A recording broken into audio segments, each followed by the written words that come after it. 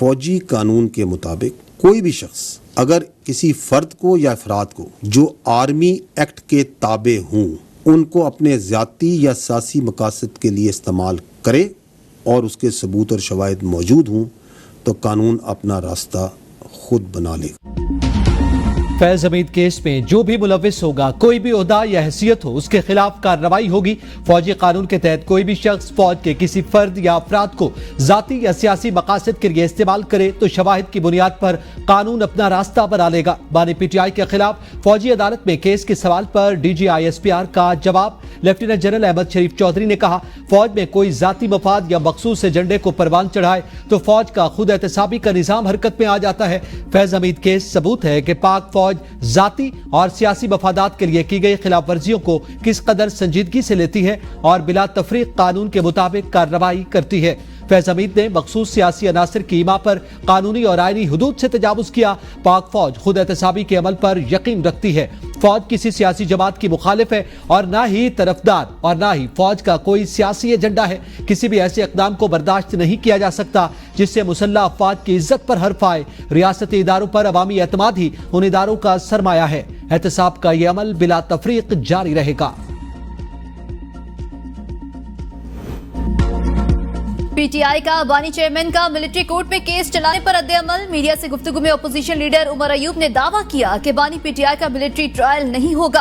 हुकूमत सियासी कैदियों के मिलिट्री ट्रायल कर रही है। बलूचिस्तान आग में जल रहा है, किसी को फिक्र नहीं। अगर 9 मई के वाकयात के सबूत हैं तो सामने लाए जाएं। चेयरमैन PTI बैरिस्टर गौहर ने कहा कि इसमें कोई शक नहीं कि फौज पाकिस्तान की है और पूरा पाकिस्तान फौज के साथ है। कोई रिटायर्ड है, किसी गैर कानूनी काम में मुलविस है तो इसके खिलाफ कार्रवाई फौज का इख्तियार है। फैज हमीद साहब मेरे खिलाफ वादा माफ गवाह बन सकते हैं या ये मामला जो है ये आर्मी ट्रायल में जो है वो जा सकता है। राइट। तो उनकी इस पिटीशन से जो है ना वो काफ़ी जो है वो इसके ऊपर जो है वो अब डाउट क्रिएट हुआ है कि इसमें कोई ना कोई सब्सटेंस है। अब कोई ये तो नहीं कह सकता कि एक आदमी जुर्म करे और उसका ट्रायल नहीं होना चाहिए। लगता है बानी PTI जानते हैं फैज हमीद उनके खिलाफ वादा मुआफ गवाह बन सकते हैं और ये मामला आर्मी कोर्ट में जा सकता है। मुशीर वज़ीर आज़म राना सनाउल्लाह के प्रोग्राम सवाल से आगे में गुफ्तगू। कहा, बानी PTI के खिलाफ मिलिट्री कोर्ट में मुकदमा चलाने से मुताल्लिक DGI SPR ने महदूद बात की। बानी PTI ने महज अफवाह पर फौजी ट्रायल से मुताल्लिक पिटीशन नहीं की। उनके पास पिटीशन दायर करने की माकूल वजह होगी।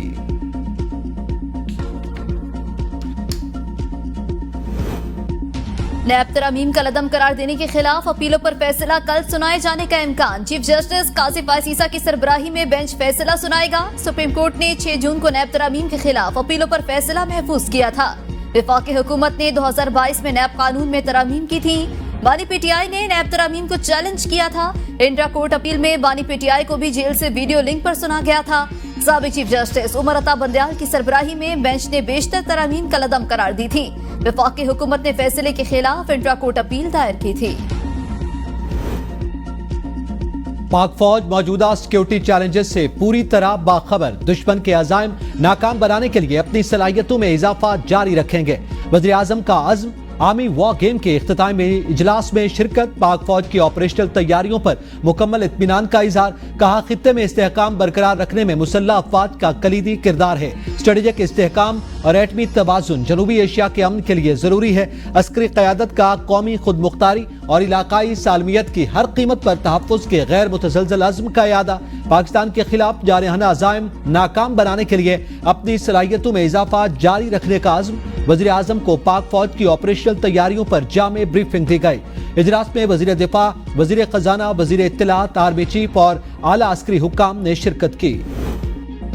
हिम्मत है तो हमसे लड़ें, मासूम शहरियों को निशाना क्यों बनाते हैं? DGI SPR lieutenant general Ahmed Sharif Chaudhry का दहशतगर्दों का खुला चैलेंज। कहा, मुल्क में कोई ऐसा इलाका नहीं जहां दहशतगर्दों की अमलदारी हो। फौज और कानून नाफिज करने वाले इदारों ने 46,000 मुरब्बा किलोमीटर का इलाका दहशतगर्दों से क्लियर कराया। 25 और 26 अगस्त की रात दहशतगर्दों ने बलूचिस्तान में अंदरून और बैरून मुल्क दहशतगर्दों की ईमा पर कार्रवाइयां की। इनका मकसद मासूम और बेगुनाह अफराद को निशाना बनाकर बलूचिस्तान के पुरअमन माहौल और तरक्की को मुतासर करना है।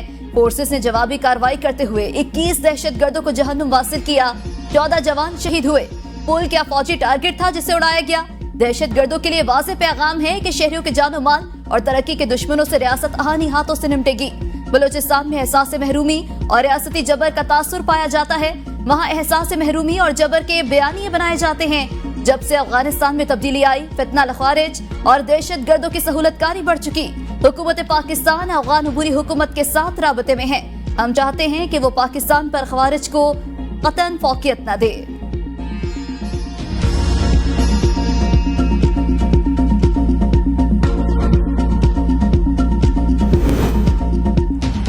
पीटीआई को 41 शराइत के साथ 8 सितंबर के जलसे के लिए एनओसी जारी। जिला इंतजामिया के नोटिफिकेशन के मुताबिक जलसा जीटी रोड पर संगजानी के मकाम पर खुले मैदान में होगा। जलसे का आगाज 4 बजे, इख्तिताम शाम 7 बजे तक होगा। मुंतजमीन नुसीरात कारकुनान की वापसी यकीनी बनाएंगे। रियासत मुखालिफ तकारीर या नारों की इजाजत नहीं होगी। ऑर्गेनाइजर्स जलसे के इंटरनल सिक्योरिटी के जिम्मेदार होंगे। शुरका मुतय्यन हुदूद से बाहर नहीं जाएंगे। सिक्योरिटी सूरत हाल के बायस एनओसी किसी भी वक्त मनसूख किया जा सकेगा। नोटिफिकेशन में केपी पंजाब से बजरिया मोटरवे आने वालों के लिए अलग नक्शा जारी। पंजाब से बजरिया जीटी रोड आने वालों के लिए अलग रूट, जबकि इस्लामाबाद रावलपिंडी मरी के लिए भी अलग अलग रूट प्लान जारी किया गया। इस्लामाबाद में बगैर इजाजत जलसे पर कैद की सजा का बिल सेनेट से मंजूर। पीटीआई की सेनेटर इरफान सदीकी के पेश किए गए बिल की मुखालिफत।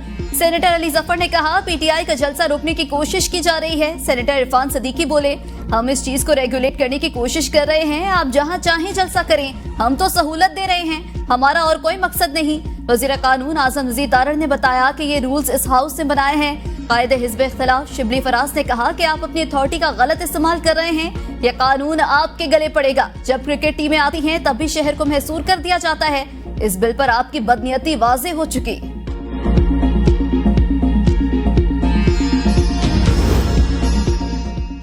8 सितंबर को हर हालत में जलसा होगा। रुकावट डालने की कोशिश की गई तो देखना उनके साथ हम क्या करेंगे।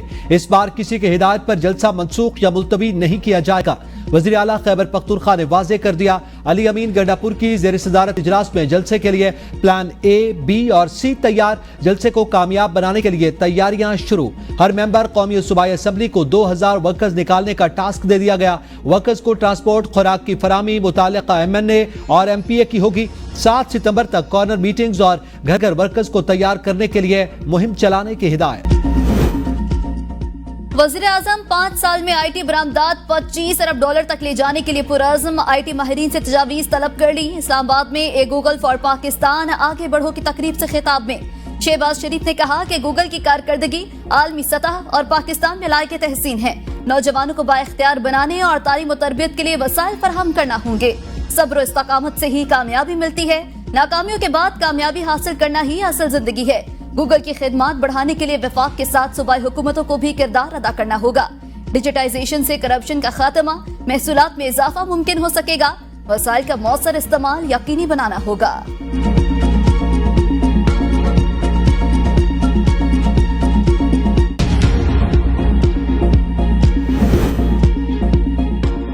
मुल्क इनकलाब की जानिब जा रहा है। फैसला साजों के पास अक्ल नहीं। उन्हें 8 फरवरी के खामोश इनकलाब से जाग जाना चाहिए था।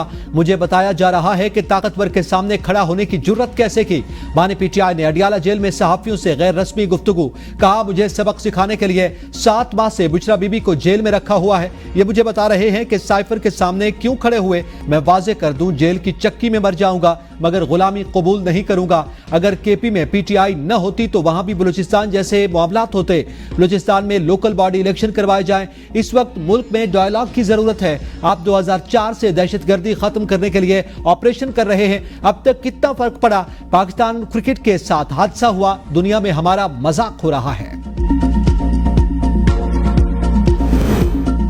आइन में तरमीम के लिए हुकूमत के राबते तेज। आइंदा 2 हफ्ते इंतहाई अहम करार। बैरून मुल्क गए हुकूमती अरकान को वतन वापस आने की हिदायत। नंबर मुकम्मल करने के बाद बिल दोनों ऐवानों में पेश किया जा सकता है। आइन में तरमीम के लिए हुकूमत को 2/3 अक्सरियत दरकार। बिलावल भुट्टो मौजूदा हालात के पेश नजर इस्लामाबाद में क़याम पजीर। ज़राए के मुताबिक पीपल्स पार्टी रवा माह के आखिर तक हुकूमती जिम्मेदारियां संभाल सकती है। पीआईए ने साबिक army chief general Qamar Javed Bajwa के भाई की मुलाजमत खत्म कर दी। जराये के मुताबिक बरतानिया में तैनात PIA deputy station manager Iqbal Javed Bajwa से एफए का सर्टिफिकेट जाली होने पर इस्तीफा लिया गया। तर्जुमान पीआईए के मुताबिक लाहौर बोर्ड से एफए का सर्टिफिकेट जाली साबित होने पर इकबाल जावेद बाजवा को मुस्तफी होने का कहा गया, जिसके बाद बरतानिया में पीआईए के deputy station manager Iqbal Javed Bajwa ने मुलाजमत से इस्तीफा दे दिया। अली अमीन गंडापुर की फैसल करीम कुंडी का नाम लिए बगैर कड़ी तनकीद। कहा, गवर्नर चाहते हैं मैं उनका नाम लूं ताकि उनकी कोई हैसियत बने। पर्ची पर बैठे शख्स के बारे में क्या कहूं? गवर्नर को शायद गवर्नर हाउस में रात गुजारना इससे नहीं आता। वजीर आला खैबर पख्तूनख्वा के मुशीर बैरिस्टर साहब का कहना था कि गवर्नर खैबर पख्तूनख्वा के पास करने को कोई काम नहीं, वो एक रस्मी ओहदे पर लाए गए। वजीर आला के एतमाद का वोट उनको चाहिए तो आईनी तरीके से कह दें, जवाब मिल जाएगा। फैसल करीम कुंडी दरअसल अपने आप को खबरों में रखने के लिए बयानबाजी कर रहे हैं। इस्लामाबाद में तमाशा लगाने के बजाय पेशावर में तमाशा लगाएं। तहरीक इंसाफ का ओढ़ना बिछोना फितना और फिसाद है। वजीर इत्तलात पंजाब अस्मा बुखारी का बैरिस्टर सैफ के बयान पर रद्द-ए-अमल। कहा, आपका जिले तबाही पाकिस्तान पर एटम बॉम्ब गिराने और 3 टुकड़े करने की बातें करता है। अडयाला जेल का कैदी सर्टिफाइड झूठा, करप्ट और बददियानत साबित हो चुका है। ऑपोजिशन लीडर उमर अयूब कौन से फॉर्म की पैदावार है? उमर अयूब ने खैबर पख्तूनख्वा के हलके से इलेक्शन लड़कर रिजल्ट पर हुक्म इम्तना क्यों लिया? धरने और धांधे की पैदावार तहरीक इंसाफ। सदर आसिफ जरदारी के लाहौर में कैप्टन मोहम्मद अली कुरैशी शहीद के घर आमद। शहीद के लवाहिकीन से इजहार ताज़ियत। कैप्टन मोहम्मद अली कुरैशी शहीद के लिए फातिहा खानी की। शहीद खिदमात और बहादुरी को खिराज अकीदत पेश किया। कहा, मुश्किल घड़ी में हमदर्दियां शहीद के अहले खाना के साथ हैं। दहशतगर्दी के खिलाफ जंग में नौजवानों ने जानों का नजराना पेश किया। दहशतगर्दी को जड़ से उखाड़ने के लिए आखिरी दम तक कोशिशें जारी रखेंगे। अदलिया के खिलाफ प्रेस कॉन्फ्रेंस करने पर फैसल वावड़ा के खिलाफ तौहीन अदालत का मामला। मीडिया चैनल्स के खिलाफ तौहीन अदालत का केस समाअत के लिए मुकर्रर। चीफ जस्टिस काज़ी सीसा की सरबराही में 4 रुकनी बेंच 15 सितंबर को समाअत करेगा। जस्टिस इरफान सादत, जस्टिस नईम अख्तर अफगान और जस्टिस शाहिद बिलाल बेंच में शामिल। अटॉर्नी जनरल समेत मीडिया चैनल्स को नोटिस जारी। सुप्रीम कोर्ट ने तौहीन आमेज प्रेस कॉन्फ्रेंस चलाने पर मीडिया चैनल्स को शोकास नोटिस जारी कर रखा है।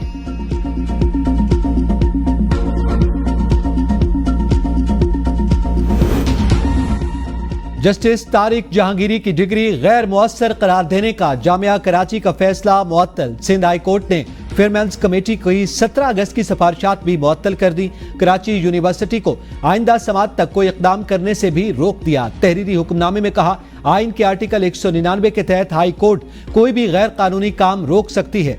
अदालत ने डिप्टी अटॉर्नी जनरल और एडवोकेट जनरल से 3 हफ्तों में जवाब तलब कर लिया।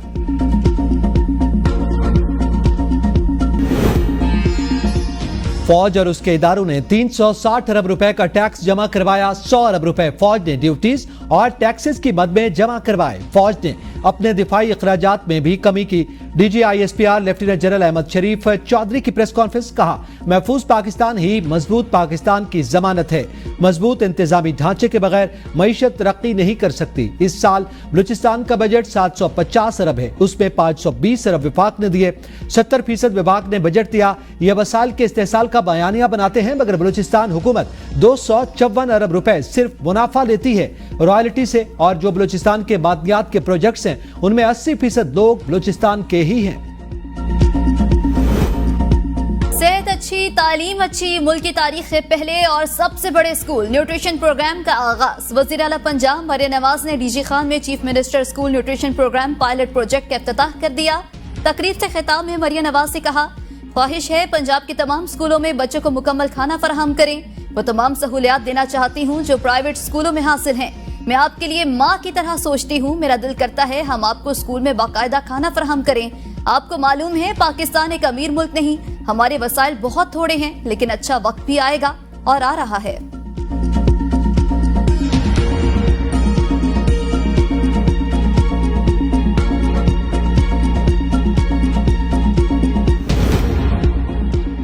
एडवांस स्टेज पर हैं। IMF से कर्ज प्रोग्राम की मंजूरी जल्द हो जाएगी। वफाकी वजीर खजाना मोहम्मद औरंगजेब का दावा। सहाफियों से गुफ्तगू में कहा, IMF एग्जीक्यूटिव बोर्ड से कर्ज मंजूरी के लिए अभी हतमी तारीख नहीं दी जा सकती। उम्मीद है रवां माह IMF एग्जीक्यूटिव बोर्ड से कर्ज प्रोग्राम की मंजूरी हो जाएगी। सऊदी अरब से मौखर अदायगियों पर उधार तेल की सहूलत पर बात कर रहे हैं। दोस्त ममालिक के अलावा भी कमर्शियल इदारों से लैंडिंग पर बातचीत जारी है।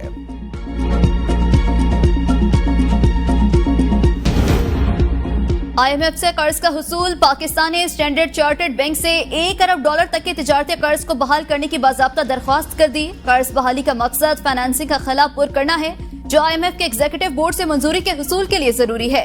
बैंक का असूली तौर पर कर्ज की क्रेडिट लाइन बहाल करने पर आमादगी का इजहार। पाकिस्तान की सऊदी अरब से भी $1.2 अरब तेल की सहूलत बहाल करने की दरख्वास्त। पाकिस्तान चीनी कमर्शियल बैंकों से भी $4 अरब की रीफाइनेंसिंग का ख्वाहा।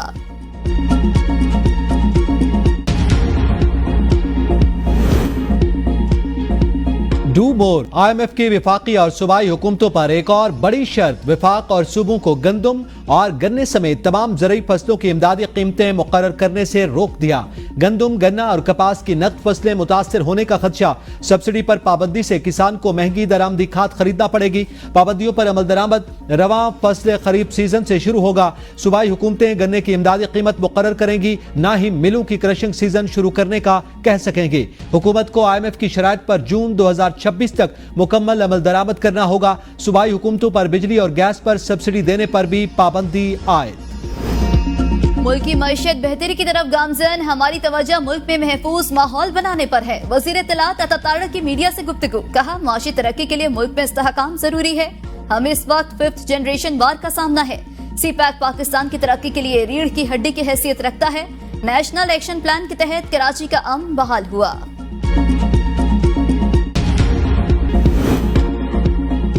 चाहते हैं कराची में अमन बहाल हो। कराची पाकिस्तान को आधे से ज्यादा टैक्स देता है। रहनुमा MQM फारूक सत्तार की मीडिया से गुफ्तगू। कहा, कराची में बिजली नहीं मगर भारी बिल्स आ जाते हैं। के इलेक्ट्रिक वालों से कहता हूं, कराची पर जुल्म बंद करो। वज़ीर आज़म से मुलाकात में हमने के इलेक्ट्रिक का मामला उठाया। के इलेक्ट्रिक वाले कराची से मुनाफा लेकर आपस में तकसीम कर लेते हैं। आवाम की भी बर्दाश्त की एक हद होती है। अस्सलाम वालेकुम। ABN न्यूज के साथ मैं हूं एमन महबूब और मैं हूं एतजाज नकी। हेडलाइंस आपने जानी, तफसीलात शामिल करेंगे एक ब्रेक के बाद। साथ रहिएगा।